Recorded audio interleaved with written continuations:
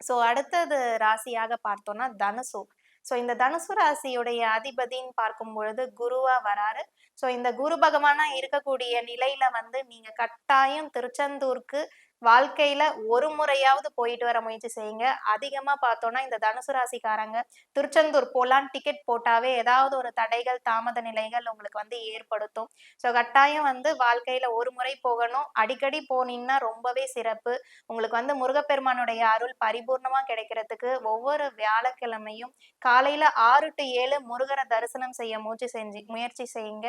நிச்சயமா உங்களுக்கு வாழ்க்கையில் ஏற்படக்கூடிய கஷ்ட நிலைகள் எல்லாமே வந்து நிவர்த்தி ஆகும். ஸோ அடுத்த ராசியாக வந்து பார்த்தோம்னா மகரம். ஸோ இந்த மகர ராசிக்காரங்க போக வேண்டிய திருஸ்தலம் அப்படின்னு பார்த்தோம்னா திருப்பரங்குன்றத்தில் இருக்கக்கூடிய முருகருடைய ஆலயங்களுக்கு கட்டாயம் விசிட் பண்ணணும். ஸோ இவங்க வந்து விசிட் பண்ணக்கூடிய நாள் அப்படின்னு பார்த்தோம்னா திங்கட்கிழமை.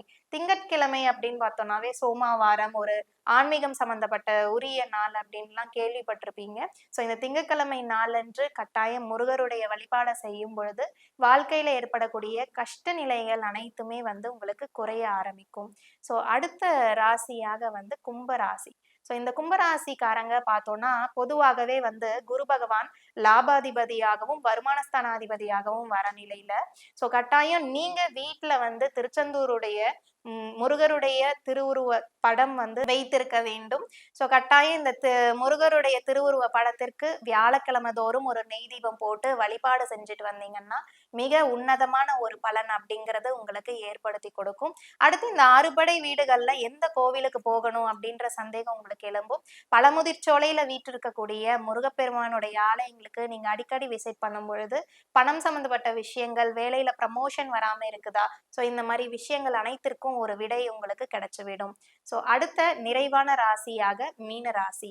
ஸோ இந்த மீன ராசிக்காரங்க பொதுவாகவே பார்த்தோம்னா குருவுடைய அம்சமா இருக்கனால திருச்செந்தூருடைய கோயிலுக்கு அடிக்கடி விசிட் பண்ணணும். அங்க இருக்கக்கூடிய முருகருடைய அருள் பரிபூர்ணமா உங்களுக்கு கிடைக்கும். வியாழக்கிழமை மட்டும் குருஹோரையில நீங்க விசிட் பண்ணி முருகரை தரிசனம் பண்ணிட்டீங்கன்னா வாழ்க்கையில எட்டாத ஒரு உயரத்தை உங்களால நிச்சயமாக அடைய முடியும்.